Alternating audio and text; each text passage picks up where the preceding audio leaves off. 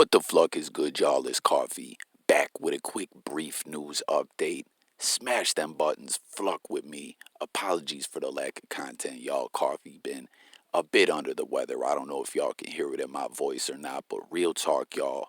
Stay hydrated. Make sure you getting the proper rest out here. You know what I mean? When it's the change of the seasons, you know what I mean? You got to make sure you're just good to go, taking care of yourself, ready to take on the day and whatnot. But peep it, first up on the news, WACK100, we know running around out here with all this foolishness, right?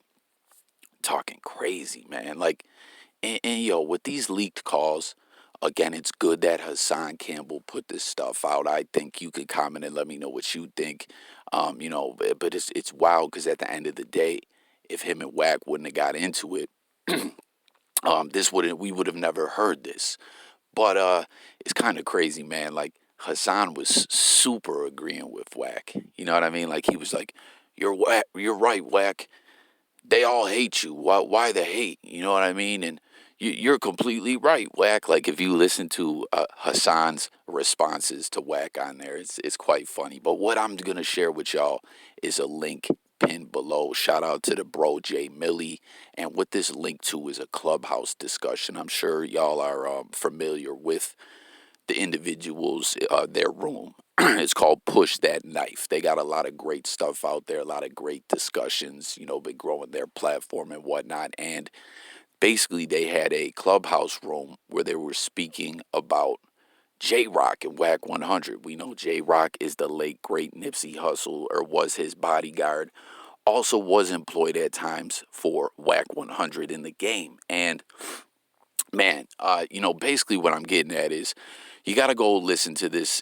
Even if you heard it, go listen to it one more time. Come back and comment over here. Let's get this discussion going. But like, you're starting to realize a lot about WACK 100, and I'm almost wondering, man, like, is WACK 100 not even all the way there? Is something off about this guy? You know what I mean? Because we flat out heard him in that audio.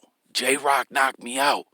Jroc knocked me out, and we saw the way he was reacting, running all over the place. Like, whenever I refer back to that moment, I always say he was looking like a 5'2" leprechaun. You know what I mean? Like, bumpy face. Like, that dude Leprechaun from the scary movies? You know what I'm saying? And he got, like, the bumpy grill piece. Like, you know what I'm saying? Because he's always talking about, yo, if you're really getting money like that, fix your teeth. It's like, yo, if you're really getting money like that, why can't you fix your face?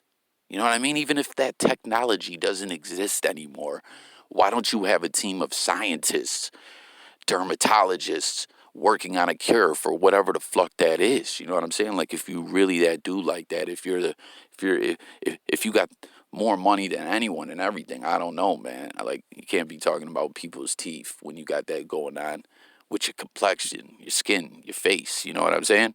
But anyways, Wack actually was on that phone call. They played it for Jroc, talking about, yo, Jroc, he was a bum, he was homeless, this, that, and the third. I'm not going to get too much into it again. You just got to go listen to it and come back and share your thoughts. But he's like, yo, I just felt a breeze on my neck, and I turned around and seen him running. Now, listen, obviously, we heard you saying he knocked me out, he dope fiend me. Then we see the way he's running around, trying to push around people, like, hold me back type deal. Would you be reacting like that from feeling a breeze on your neck? And pause, because that sounds kind of weird, like feeling a breeze on, like, you know what I mean? But I don't know, man. And what I'm getting at through all this, you got to go listen to the audio and come back. It's just kind of like, WACK 100, I don't think, is playing with a full deck. Like, do y'all know individuals like that? Like, it always means so much to them that everyone thinks that they're right, that everyone thinks that they're the toughest, that they're the coolest, etc., etc. Like, we're seeing that out of WACK 100 more and more. And we're like, this guy is very immature minded, like, which we already know that, but more and more now, if you just go tap into this convo, this link that I'm gonna leave y'all below, and tell me if you believe that, like, WACK 100 ain't playing with a full deck. Something ain't right with him. I mean, there's even been an interview since then where Hassan Campbell and academics were talking, because Ack was like, yo, I thought this interview went great. I thought this was good. I thought we all had a great time. What happened? Where did it all go bad? And Hassan was talking about how like, yo, Wack was saying this and that. I heard him in a clubhouse, and he was like, it wasn't like that when we were face to face. And academics, the square of all squares, just like myself, was saying, yeah, after academics had spoke to WACK 100, he's looking back at the way everything transpired on the podcast and all that, and saying, yeah, when he was saying this and that to you, which was just kind of regular convo, I think to Wack, he was checking you in his head. So more and more, just again, you got to go listen to it. Click the link below. Come back and let me know if you guys think like WACK 100 just is not all there. It's kind of astounding that he's made it to where he did in life with this mind state. Very immature and all that. And you want to know something too? Nipsey Hussle's bodyguard Jroc on this conversation. Y'all will hear it yourself. Even through all this, right?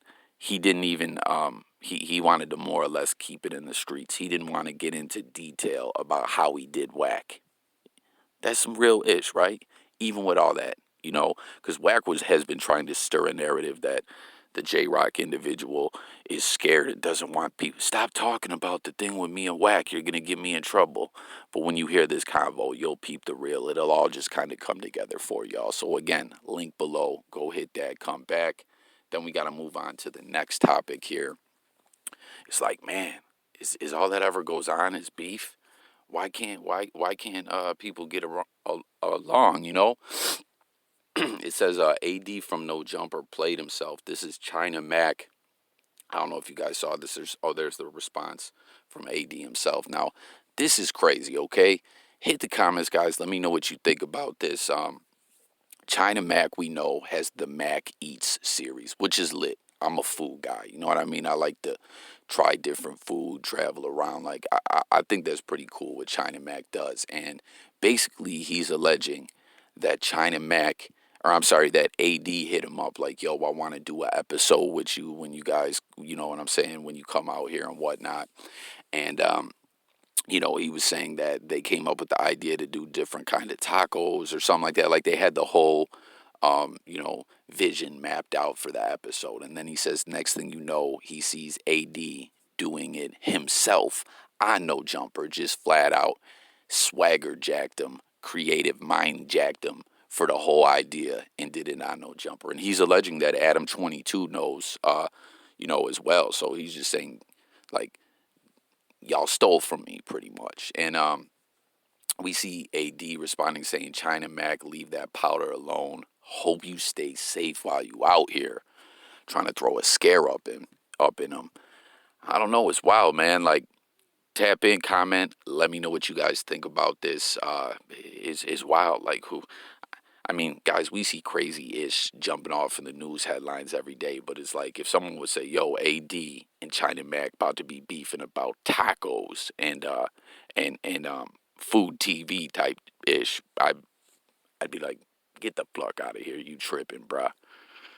And then last on the rundown here before we close this video out, comment, guys, about this. As I always share with y'all, I'm not someone who stays super well versed in world news, political ish, and all that. And with all the stuff, conflict going out there in Ukraine, in the Ukraine between Ukraine and Russia. How like for me, y'all, it's just like that old song: "War is good for absolutely nothing." And it's like crazy when this first was going on. We were seeing a lot of videos hit social media from the Ukraine, right? I feel like we don't see those anymore. Like, what did they do? Jam the signal out there or something? I don't know. But it says Biden pledges an additional 800 milli in military assistance to Ukraine as the war enters what he calls a critical window. So everyone, comment. Do you think this is gonna end soon? What do you think's going on over there? Like, what is your take on it all? Is does this scare you? Is this going to be something that the U.S. is going like? Because I don't feel like Russia is going to be happy that we're pledging $800 million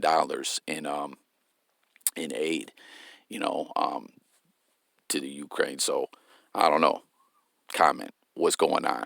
Would this ish ever end? Let's discuss it all below in the comments. I thank y'all for watching. This has been another episode of Coffee. Again, guys, Apologies for lack of the content. But you got to subscribe. You got to hit the buttons. But more importantly, join the discussion. Well, you don't got to do ish. You can do whatever you want. But just do it for the bro coffee. I'm out of here, y'all. Stay tuned for a live stream. We'll try to get one jumping off tonight. I'm gone.